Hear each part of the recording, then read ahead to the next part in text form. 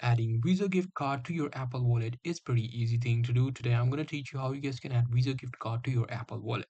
So as you guys know that this is how a Visa gift card looks like. It contains a card number, all the necessary details that you need to that a debit card needs to have.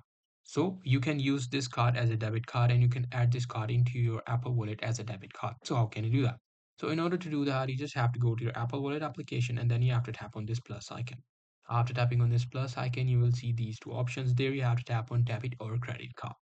After tapping on debit or credit card, you will see this option where it will want you if you want to add card manually or automatically. So what does this mean?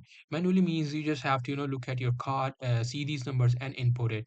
Now automatically means you just have to scan your card from the camera and it will automatically scan these numbers and put into your Apple Wallet.